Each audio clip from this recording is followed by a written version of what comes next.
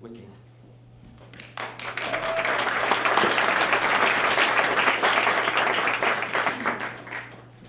My first job on Wall Street was as a sales assistant, which is a fancy name for secretary. Today, I'm the president and co-founder of a Boston-based investment firm. You might be wondering, how did I get from secretary to hedge fund manager? The very simple answer is that I disrupted myself. When I arrived in New York after graduating from college, my husband and I went there so he could get a PhD at Columbia. But I would not have chosen to go to New York. I know many of you would, but I would not have. I was terrified. I truly was terrified. I wouldn't go anywhere without him, for at least a week. But eventually necessity took over. He started his graduate coursework. I needed to go out and find a job so that we could put food on the table, and so I started looking for work. I thought, we're in New York, I think I'm going to work on Wall Street. Now, there was just actually 5 little problems. Number 1, I was a music major in college. Number 2, I hadn't gone to an Ivy League. Number 3, I didn't have any connections in the city. And number 4, I had no confidence, as you've just heard.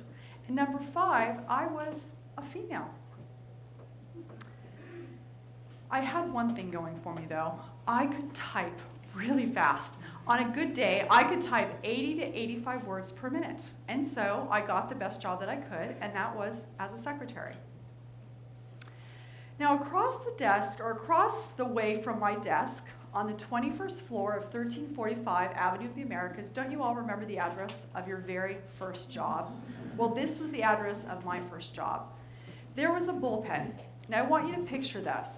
This is the era of Bonfire of the Vanities that Tom Wolfe wrote about. This bullpen was essentially a locker room for 20-something guys aspiring to be masters of the universe if only they could open one more account. Every day they would show up, they would dial, people would hang up, they would dial again, people would hang up, they would dial again, and if they got someone on the line, the pressure was so intense, testosterone ran so high, that they went for the hard sell, and inevitably, there was a lot of smack talk, some of which I can repeat here. One thing that they would say to people is, it doesn't take a rocket scientist to know that this is a great investment. I'd always know the prospects were waffling when they would say to them, throw down your pom-poms and get in the game. And I heard that a lot because there were a lot of waffling prospects. One day, after hearing, throw down your pom-poms and get in the game, yet one more time, I thought to myself, maybe I need to throw down my pom-poms and get in the game. I'm going to be working 5 years, if not 10 years. My husband's PhD, then a postdoc. And then I asked myself, why would I make X if 10X is a possibility? That was the beginning. That was the beginning of me disrupting myself. I began to take courses at night, accounting and finance. 2 years later, I was able to cross that often unbridgeable divide from admin to professional, and I became an investment banking analyst. I was thrilled. A few years later, I decided to disrupt myself again. I moved from investment banking, and if you know that world, moving from investment banking to equity research was a step down. But 10 years later, after climbing the ladder and becoming a double-ranked institutional investor analyst, I decided to disrupt myself again by leaving to become an entrepreneur. My boss said to me, what are you doing? You are going to regret this. But that led to the investment firm that I co-founded a few years ago. What will I do to disrupt myself next? I don't know. But that was the beginning of me disrupting myself and the possibilities that I saw for myself. And that's my message to you today. Disrupt yourself. Now, for those of you not so familiar with this term, let me talk to you about it for just a moment. Disruptive innovation is a term that was coined by Professor Clayton Christensen at the Harvard Business School, who's also the managing member of our investment firm, Rose Park Advisors. At its simplest, disruptive innovation is a low-end or new market innovation that eventually upends an industry. Here are a few examples. Blockbuster. Do any of you remember going to Blockbuster on a Friday night and renting 2 or 3 videos and watching them over the weekend, and then on Sunday or Monday you'd go to the Dropbox and you'd be done? Well, now the films come to us via Netflix. Netflix, disrupted Blockbuster. What about these pictures that we have tonight? Polaroid, point, click, the picture spits out. Today, we take pictures with our smartphones or books. Barnes & Noble and Borders, they disrupted the shop around the corner. Now, we buy our books from Amazon online. That's disruption. Companies disrupt companies, upending industries. People can disrupt their careers and their lives, and sometimes the world. Eunice Kennedy Shriver, the founder of the Special Olympics, is one of those people. Let me remind you a little bit about her. She was the sister of Jack and Bobby and Teddy. She was the wife of the U.S. ambassador to France, as well as the director of the Peace Corps. Same man, 2 different jobs. She was also the sister of Rosemary, who was mentally retarded. She saw Rosemary isolated, cut off, tucked away in a corner, and Eunice, in her own way, found herself in a corner. Her father once famously said, had Eunice been a man, she might have made a fine politician. Eunice felt very much the bitterness of rejection, but it was far less than the sting of rejection she saw her sister Rosemary experience. And it was this that motivated her to harness her tremendous capacity to start the Special Olympics. Today, the Special Olympics involves 3 million athletes in over 150 countries. She was told the power wasn't for her, but it was, wasn't it? When she decided to disrupt her perception of herself, she changed the game for people with mental retardation. It's a little counterintuitive, isn't it? You go to this place where no one else is playing, like Eunice Shriver did, or you go to a place where no one wants to play, at the low end, like I did when I started as a secretary on Wall Street. But the research shows that the odds of success are 6 times higher, the revenue opportunity 20 times greater, 20 times for disruptive innovations. Another person who has innovated disruptively is Carlos Slim, the controlling shareholder of América Móvil, Latin America's leading wireless carrier. I had a front row seat as América Móvil disrupted Telmex, Mexico's wireline incumbent. As a sell-side analyst, I needed to value the stock. I initiated coverage of the company in 2002, and I needed to have a sense of what wireless penetration could be by 2007. So it's 2002, wireline penetration is 15%, wireline 15, wireless 25. I didn't know disruption then as I do now. Looking at the demographics in Mexico, it was implausible to me, given the number of people that could afford a phone, had access to credit, that penetration could be more than 40% or 40 million. Easy to do because it's 100 million people. So that was my forecast. That was the market opportunity that I saw. But that's not the opportunity that Carlos Slim saw. Sure, he saw the 40 million that I did, but he saw another 60 million people who wanted to communicate but couldn't afford to. He went after them with subsidized handsets and prepaid wireless, and he got them. Wireless penetration, 25% 2002. 2007, it's not 40%, it's 65%. Today we're at 85%. Wireline penetration, 15% in 2002. Today it's at 18%. As a low-end disruptor, inferior signal quality for wireless, and a new market disruptor going after non-consumption, América Móvil upended Mexican telephony.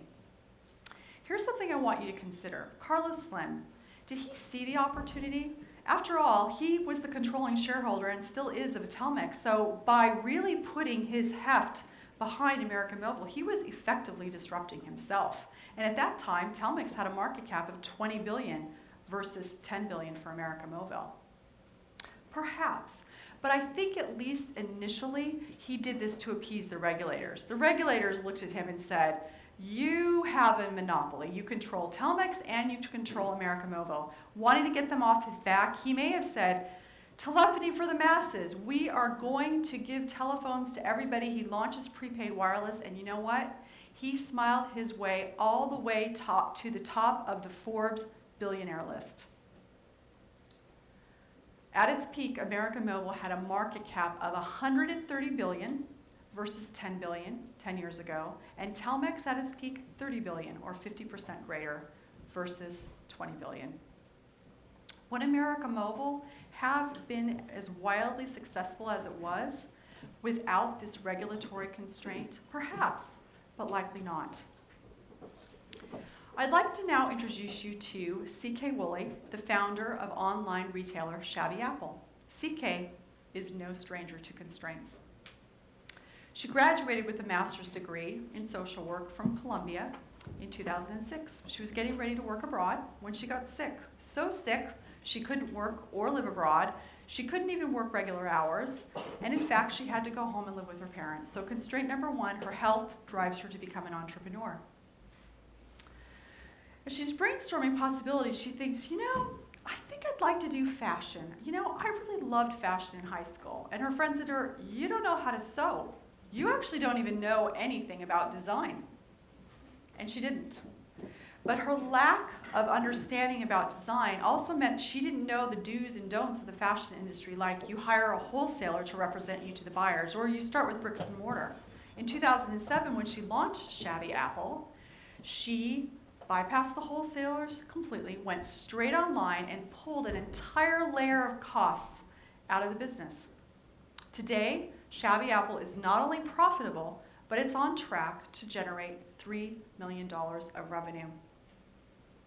What holds us back, I believe, is that what actually propels us forward. Let me share with you a few statistics that I think you'll actually find interesting, but also very encouraging, that really are relevant to this idea of constraints. In 2007, Entrepreneur Magazine compiled a list of the 500 fastest growing companies. 72% of these companies had not had any access to bank lines of credit or lines of credit, period. So no debt financing. 82% no access to equity investment, and 96% no venture funding. Likely they sought funding but couldn't get it, so they bootstrapped.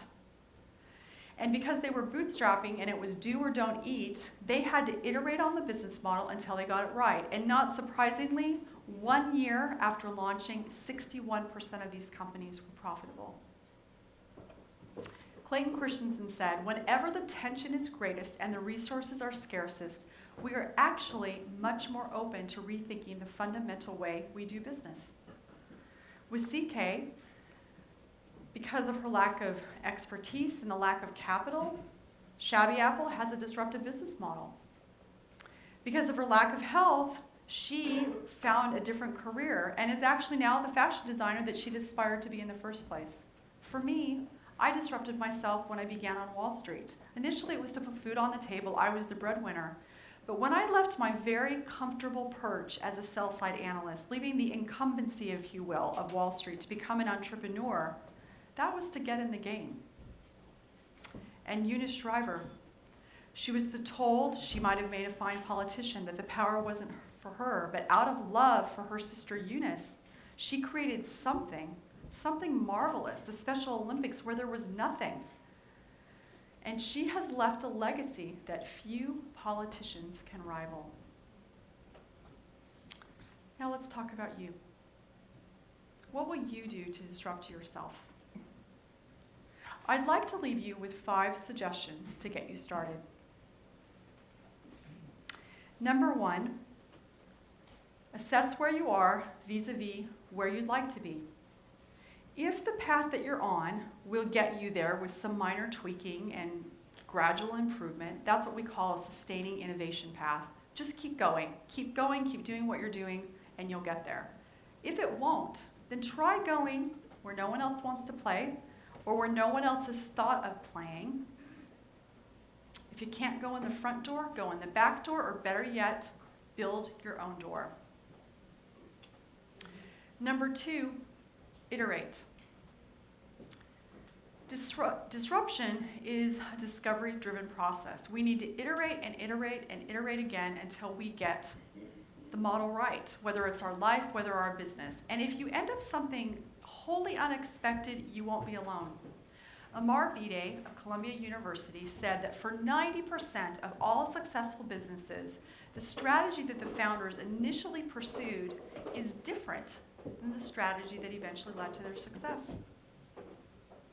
Number 3, embrace your constraints. Constraints are problems to be solved.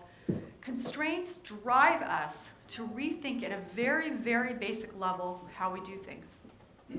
Number 4, be impatient. Impatient, yes, I said. Impatient for quick wins, small wins that let you know that you're on the right track. But then, yes, we need to be patient. Patient while things play out, and confident that the odds of success, however we define success, will swing in our favor when we live disruptively. And my 5th and final suggestion to you is to start. Start today. Dare to disrupt yourself, your status quo, throw down your pom-poms and get in the game. Be disruptive now. Thank you.